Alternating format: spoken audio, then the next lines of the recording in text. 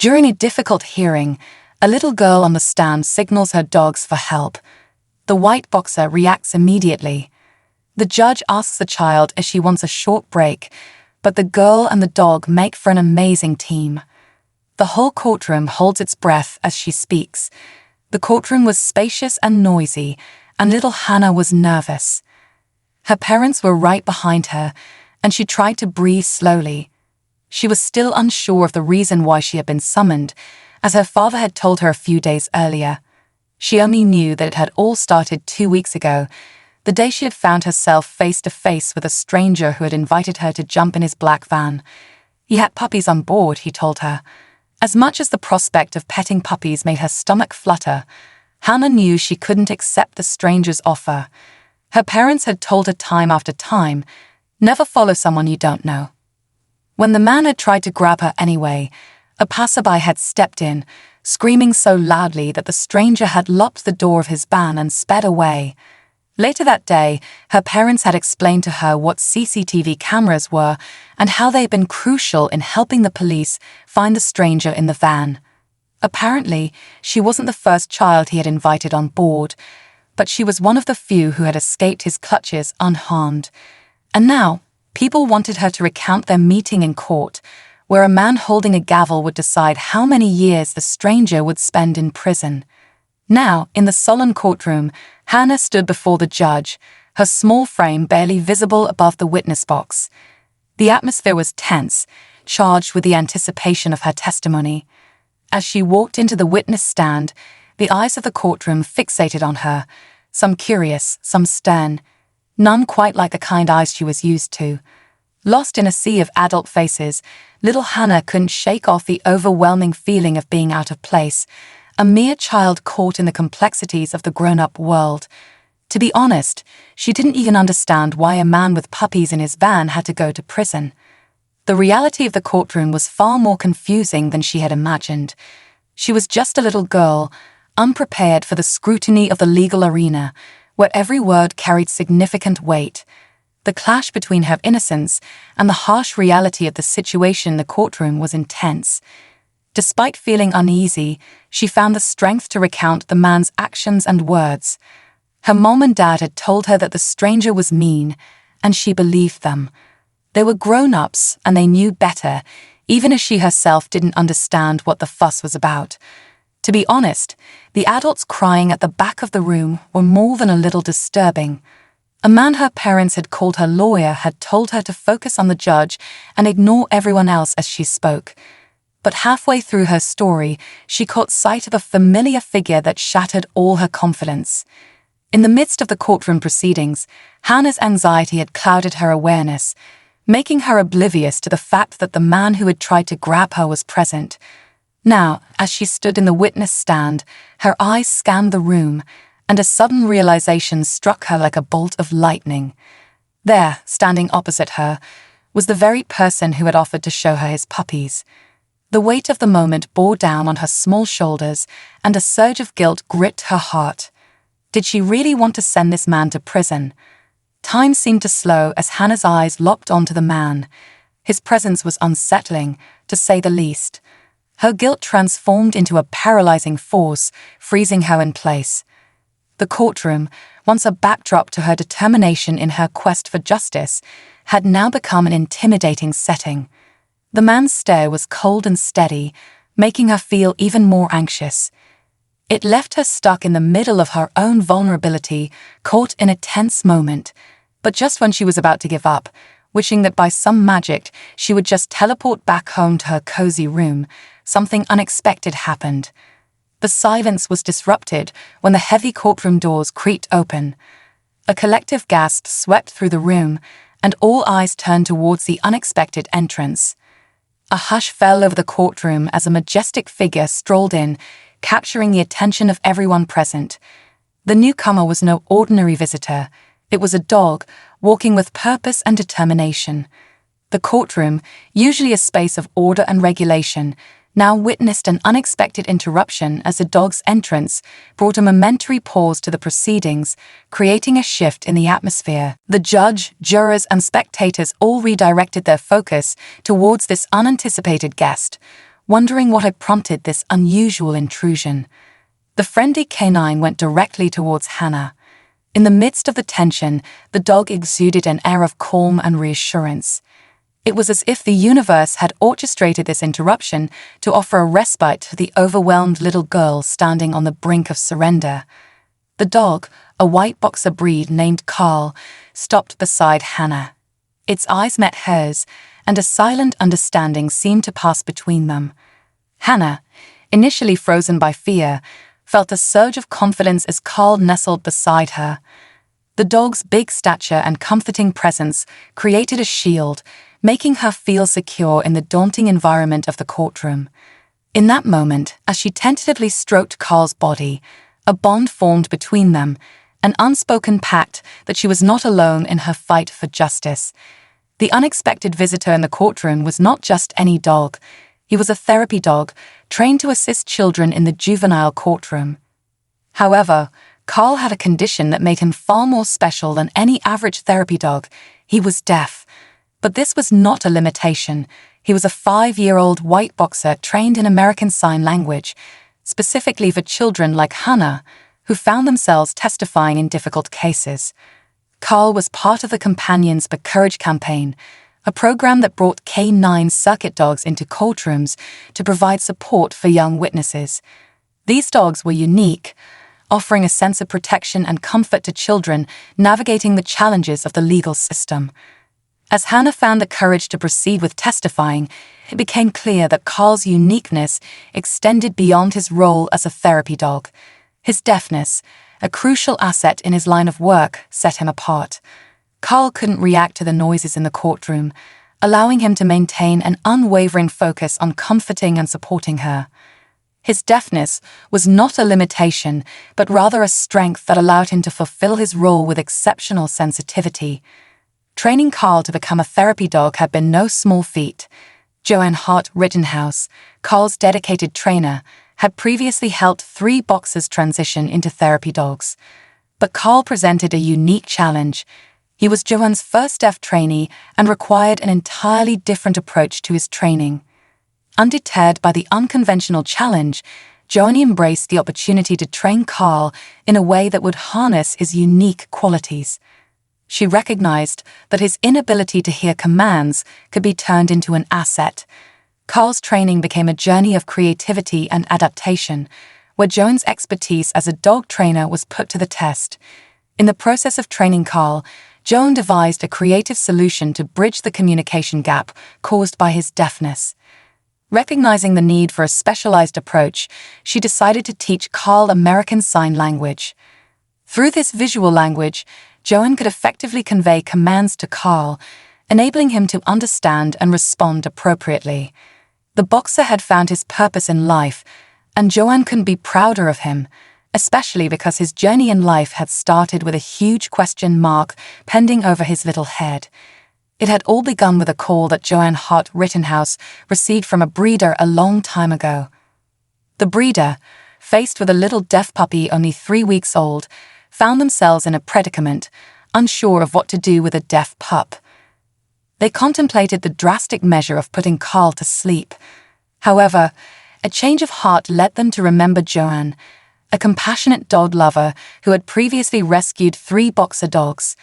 Recognizing Joanne's dedication to canine welfare, the breeder decided to reach out to her rather than taking such a drastic step. When Joanne received the call informing her of the breeder's initial intentions to euthanize Carl due to his deafness, she was deeply saddened. Unable to fathom such an outcome under her watch, she swiftly made the decision to take in the puppy. She believed that Carl's deaf condition was not a reason to end his life. Instead, she saw an opportunity to provide him with a purpose. Integrating him into the K9 program, where his unique qualities could make a positive impact, became her goal. With the support of a behaviorist friend, Joanne embarked on the journey of teaching Carl. From a young age, she chose to teach him American Sign Language, a decision influenced by her involvement with the National Deaf Academy. Despite Carl's deafness, Joanne believed in his ability to learn and adapt. The training sessions became a collaborative effort, with Joanne and Carl forming a bond rooted in trust and understanding. As time progressed, Carl began to exhibit signs of functionality despite his condition. His intelligence and eagerness to learn became apparent, and Joanne saw glimpses of something truly special in him. Slowly and consistently, Carl mastered 10 sign languages, showcasing an impressive capacity for communication. His proficiency in American Sign Language grew, reaching an astonishing repertoire of over 100 signs, a testament to his intelligence and Joanne's patient and dedicated guidance. Carl's journey extended beyond mere training. He proved to be exceptional with children. His visits to the DEA Academy revealed a deep connection with special needs children, drawing him to those with disabilities like his own. The calming effect Carl had on the children became evident, and his presence brought a sense of comfort and joy to those who needed it most. While all therapy dogs undergo special training and must be registered through a therapy dog group, not all of them are suited for the unique demands of a courthouse setting. To become a functional courthouse therapy dog, canines have to exhibit extraordinary resilience and adaptability. They are required to navigate through an environment filled with noise and numerous activities, remaining composed and focused throughout the challenges these dogs face are considerable, demanding a level of composure that sets them apart from their counterparts. In the case of Carl, his deafness turned out to be a surprising asset for the job. The typical courtroom environment, often filled with unpredictable noises and distractions, posed no threat to Carl's focus. Unfazed by the hustle and bustle, his ability to remain calm and attentive became a distinct advantage. Moreover, Carl's substantial size added another layer to his suitability for the role. His stature provided a reassuring presence, making him stand out among therapy dogs as an ideal candidate for the demanding job in the courthouse. Carl's attributes became particularly crucial in Hana's case. As soon as Carl displayed his affectionate and friendly demeanor, Hana found a newfound sense of security. In moments of discomfort, Carl would gently place his paws on her, locking eyes as if to convey a silent message, encouraging her, reassuring her that she was doing well and everything would be okay. In the midst of Hana's testimony, the judge had initially contemplated halting the proceedings to allow her a break. However, with the dog's entrance, his perspective shifted. With Carl by her side as an emotional support, Hana found the courage to give a detailed account of her testimonies. Then it came time to answer questions from the stranger's lawyer. Hana had been prepared by her own lawyer, but when the man asked her if she truly thought that the stranger in the van was a mean person, she found herself lost for words. Her parents had explained to her that the man had lied when he had mentioned puppies. He only wanted her to climb into his vans so he could take her away forever. That's why the other adults in the room were crying. Their children had jumped in the van without hesitation, excited at the thought of petting cute doggies, and had never come home. She didn't know where the stranger had brought them and wasn't sure she ever wanted to know. Something inside her told her it was a really scary place, one she didn't even want to think about. When the lawyer pressed her, little Hana froze. She was old enough to know what prison meant, and she didn't really want the stranger to end up there. But she also understood that the safety of other children depended on her. She just needed to find the courage to tell the lawyer that his client was a liar, and that made him mean. But the courage was nowhere to be found. Both the stranger and his lawyer were looking at her as if they fully expected her to stumble on her words and make a mistake, and she was scared. In a moment of vulnerability, she quickly signed to Carl, who responded by coming to sit by her side. She had only met the doggy once before and knew that his presence would bring her the comfort and security necessary to face the daunting task ahead. As soon as the dog reacted, putting his front paws on her knees, the judge cleared his throat. Hana's parents had told her that the courtroom was a solemn place where games and jokes were not allowed, and she was worried that she had angered the judge with her request. She turned to look at him, but he was watching her with a gentle smile. "If you need some more time to think, we can stop for a while," he said.